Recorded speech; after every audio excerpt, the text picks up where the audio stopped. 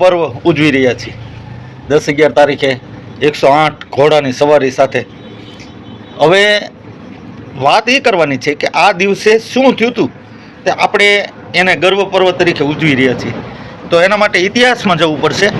તો ઇતિહાસમાં જઈએ ને તો આજથી 1000 વર્ષ પહેલાં મોહમ્મદ ગઝનીએ સોમનાથ મંદિર ઉપર હુમલો કર્યો. જય સોમનાથ, હર હર મહાદેવ. મિત્રો, હવે આપણે અત્યારે અસ્મિતા ગૌરવ પર્વ ઉજવી રહ્યા છીએ.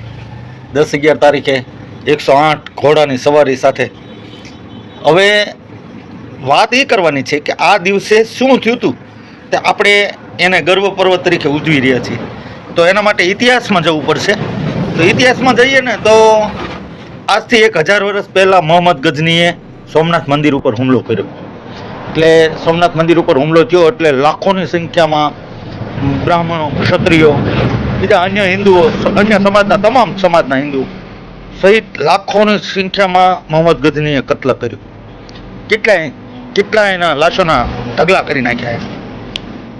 અને આટલા બધા ખૂન ખરાબા કરી અને પછી તોય પાછો એ મંદિરને લૂંટવામાં, મંદિરની જે મુખ્ય આપણા શિવજીની જે લિંગ છે એને ખંડિત કરવામાં સફળ રહ્યો. અને એ મોહમ્મદ ગઝની છે ને એ શિવલિંગને ખંડિત કરી અને એ હારે લઈ ગયો હતો. અને એમ કહેવાય છે કે એને એની સીડીના પગથિયા બનાવ્યા હતા. હવે આ દિવસને તમે ગૌરવ પર્વ કઈ રીતે કહી શકો? જે દિવસે લાખો લોકો કપાઈ ગયા, શિવલિંગ ખંડિત થઈ ગયું, એમ છતાં શિવલિંગ ખંડિત થયું, મંદિર લૂંટાણું, એને તમે ગૌરવ પર્વ કઈ રીતે કહીશો?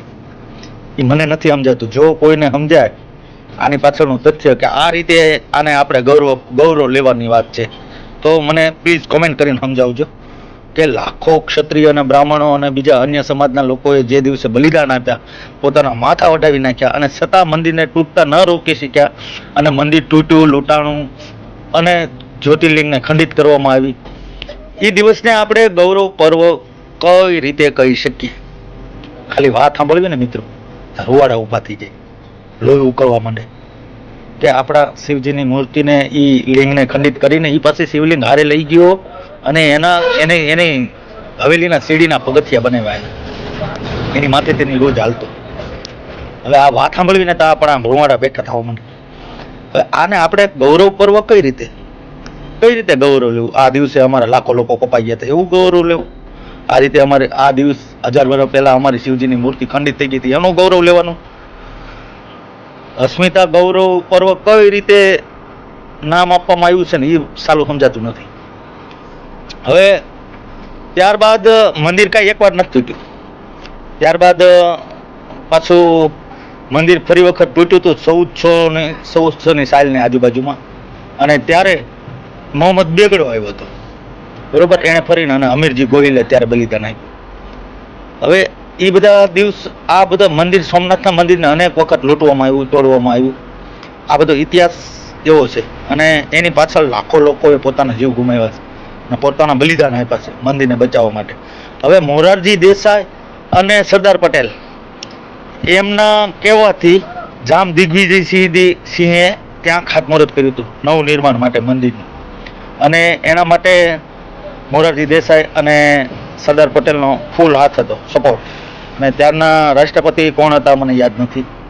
અને એમણે આ ગર્ભગૃહનું ઉદ્ઘાટન કર્યું હતું. જો એ ખાતમુહૂર્ત કર્યું ને નવનિર્માણ માટે, એ દિવસને મારા માટે હું એને ગૌરવ અસ્મિતા પર્વ માનું છું. જે દિવસે હુમલો થયો હતો એ દિવસને હું અસ્મિતા ગૌરવ પર્વ માનતો નથી અને માનવું પણ ન જોઈએ. પણ આ લોકો એટલે અમુક માણસોને ગમે એમ કરી અને હાઇલાઇટ જ થવું છે તો તમે કરી શું લો? મને એમ કહો તમે કરી શું લો? ક્ષત્રિયોના આ બધા સમાચાર સાંભળી અને જો તમે ક્ષત્રિયો અને તમારું લોહી ન ઉકળે ને તો નકામું ઉકળવું જોઈએ.